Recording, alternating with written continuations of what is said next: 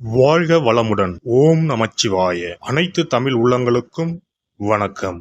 2025ஆம் ஆண்டு மார்ச் மாதம் நடைபெறவுள்ள சனி பெயர்ச்சியால் எந்தெந்த ராசிக்காரர்களுக்கு ஏழரை சனி, அஷ்டம சனி, கண்டக சனி, அர்த்தாஷ்டம சனி நடைபெறப் போகிறது. இதனால் மேசம் முதல் மீனம் வரை 12 ராசிகளுக்கு 2025இல் எப்படி இருக்கும் என்பதனை பற்றி விரிவாக காண்போம். நீண்ட நாட்களாக தனது கும்பராசியில் அமர்ந்திருந்த சனி பகவான் தற்போது கும்பராசியில் இருந்து வெளியேறி குரு பகவானின் ஆதிக்கத்தில் உள்ள மீனராசியில் பிரவேசிக்க உள்ளார். திருக்கணித பஞ்சாங்கத்தின்படி 2025ஆம் ஆண்டு மார்ச் மாதம் 29ஆம் தேதி இரவு 9:44 கும்பராசியில் உள்ள புரட்டாதி நட்சத்திரம் 3ஆம் பாதத்தில் இருந்து மீனராசியில் உள்ள புரட்டாதி நட்சத்திரம் 4ஆம் பாதத்திற்கு பெயர்ச்சியாக உள்ளார். முதலில் நாம் காண இருப்பது ஏழரை சனி.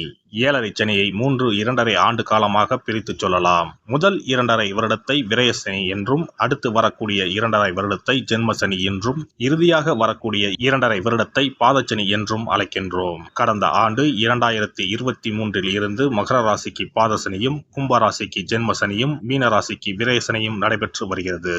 இனி வரக்கூடிய சனி பெயர்ச்சியால் மேச ராசிக்காரர்களுக்கு ஏழரை சனி ஆரம்பித்து அடுத்த 2.5 வருடம் விரயசனி நடைபெற உள்ளது. மீன ராசிக்கு விரயசனி முடிந்து ஜென்மசனியும், கும்பராசிக்கு ஜென்மசனி முடிந்து பாதசனியும் நடைபெற உள்ளது.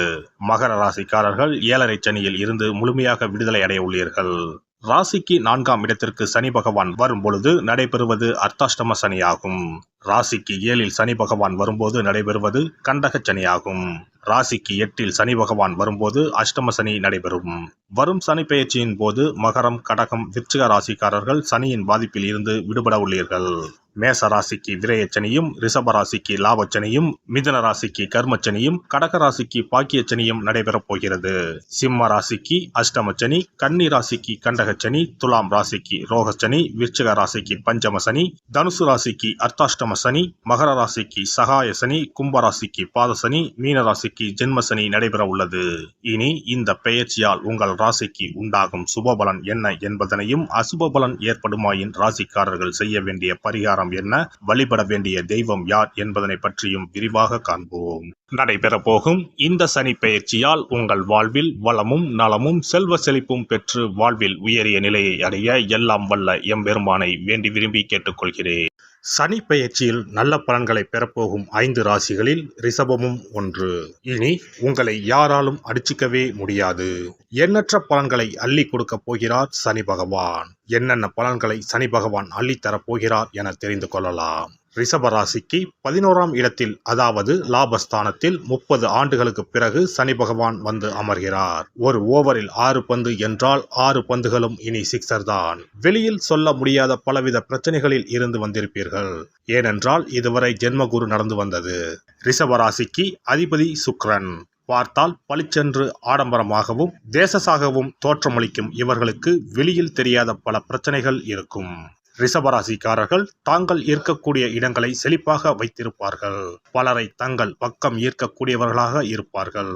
ஜென்ம குருவின் பாதிப்பால் 8 மாதங்களாக பல்வேறு பாதிப்புகளை சந்தித்திருப்பீர்கள். வரும் 2025 புத்தாண்டில் நல்ல பரிசு ஒன்றை சனி பகவான் கொடுக்க உள்ளார். லாபஸ்தானத்தில் வருவதால் பூர்ண லாபத்தை கொடுக்க உள்ளார். இனி தொட்ட காரியங்கள் அனைத்தும் துலங்கும். ராசியாதிபதி லாபஸ்தானத்தில் உச்சம், செவ்வாய் 3ஆம் இடத்தில் நீசம் என அனைத்தும் உங்களுக்கு அனுகூலமாக உள்ளது.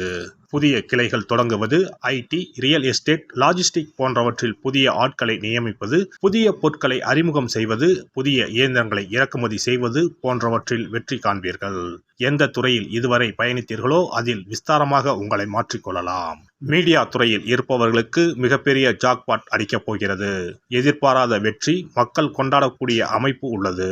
தொழில் ரீதியாகவும் வாக்கியம் ரீதியாகவும் நல்ல அனுகூலம் உண்டாகும். அனைத்து அனுகூலமான அமைப்புகளும் உள்ளதால் இந்த காலகட்டங்களில் உங்களுடைய தகுதிகளை மேம்படுத்திக் கொள்ள வேண்டும். உங்களை பக்குவப்படுத்தி தயாராக்கி கொள்ள வேண்டும்.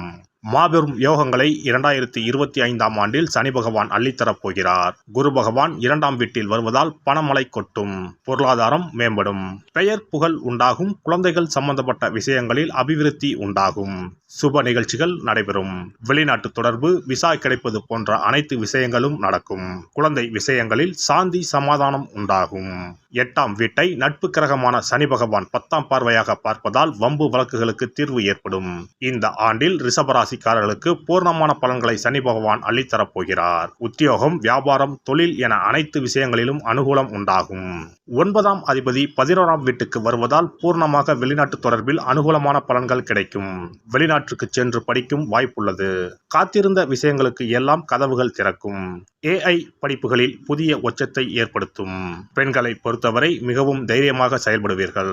முயற்சிகள் கைகூடும். தொழில், உடல்நலன், சுபகாரியங்களில் பூரண பலன்களை பெறுவீர்கள். மொத்தத்தில் 2025 சனி பெயர்ச்சி ரிஷபராசிக்காரர்களுக்கு 100க்கு 500 மதிப்பெண்கள் கொடுக்கலாம். அந்த அளவுக்கு நற்பலன்களை அள்ளித்தரப்போகிறார் சனி பகவான். சிறப்பு பரிகாரம். நவ கிரகங்களில் சனி பகவான் நீதி தவறாதவர். அவரவர் கர்ம வினைகளுக்கு உரிய பலனை தவறாமல் வழங்குபவர். பொதுவாக சனி பெயர்ச்சி என்றாலே எல்லோரும் பயப்படுவார்கள். அப்படி பயப்பட வேண்டிய அவசியமே இல்லை. சனி பகவானால் பாதிப்புகள் ஏற்படும் பட்சத்தில் பாதிப்பில் இருந்து விடுபட பல எளிய பரிகாரங்கள் உள்ளன. ஒரு கைப்பிடி பச்சரிசியை எடுத்துக்கொண்டு அதை நன்றாக பொடி செய்து கொள்ள வேண்டும். பிறகு சூரியனை வழிபட வேண்டும். சூரியனை வழிபட்ட பிறகு குளக்கரையிலோ மரத்தின் அடியிலோ உள்ள விநாயகரை 3 முறை வலம் வந்து வழிபட்டு விட்டு பொடி செய்த பச்சரிசி மாவை தரையில் போட வேண்டும்.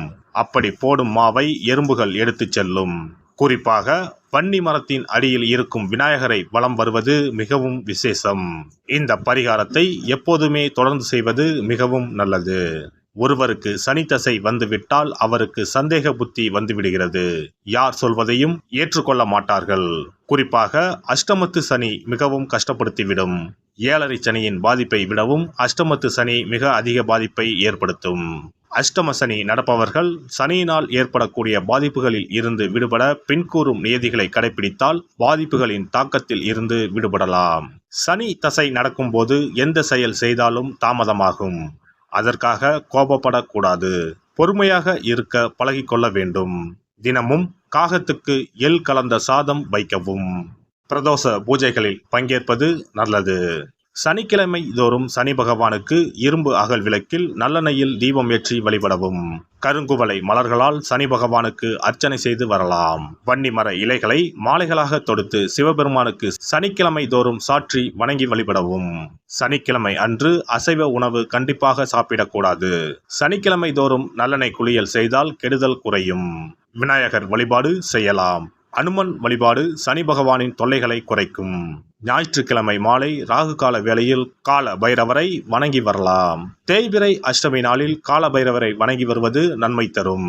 ஏழை மாணவர்களின் படிப்பு செலவுக்கு உதவலாம். சனி பிரதோஷ வழிபாடு செய்வது சிறப்பு. அன்னதானத்துக்கு உதவி செய்யலாம். சித்தர்களின் பீடங்கள், ஜீவ சமாதி பீடங்களுக்கு சென்று வணங்கி வழிபடலாம். வன்னி மரத்தை சுற்றி வந்து வணங்க வேண்டும். இதனால் சனி பகவானின் கொடுமையான பாதிப்புகள் விலகிவிடும். பிரதோஷ காலத்தில் சிவபெருமானுக்கு வில்வ இலை கொடுத்து வணங்க வேண்டும். தினமும் ராமநாமம் ஜபித்து வந்தால் சனி பகவானின் தொல்லையிலிருந்து தப்பிக்கலாம். கால்கள் இல்லாமல் நடக்க இயலாதவர்களுக்கு இயன்ற உதவியை செய்யலாம். இந்த வழிமுறைகளை முறையாக கடைபிடித்து சனியினால் ஏற்படக்கூடிய பாதிப்புகளின் தாக்கத்தில் இருந்து விடுபடலாம். எல்லாம் வல்ல இறையருளால் நீங்களும் உங்கள் அன்பு குடும்பமும் உடல் நலம், நீலாயுள், நிறை செல்வம், உயர் புகழ், மெய்ஞானம் ஓங்கி வாழ்க வளமுடன். இந்த வீடியோ பதிவு உங்களுக்கு பிடித்திருந்தால் லைக் பண்ணுங்க, கமெண்ட் பண்ணுங்க, ஷேர் பண்ணுங்க. மறக்காம சப்ஸ்கிரைப் பண்ணுங்க. பக்கத்துல இருக்கிற பெல் பட்டனை கிளிக் பண்ணுங்க. நன்றி, வணக்கம். ஓம் நமச்சிவாய. சிவாய நம.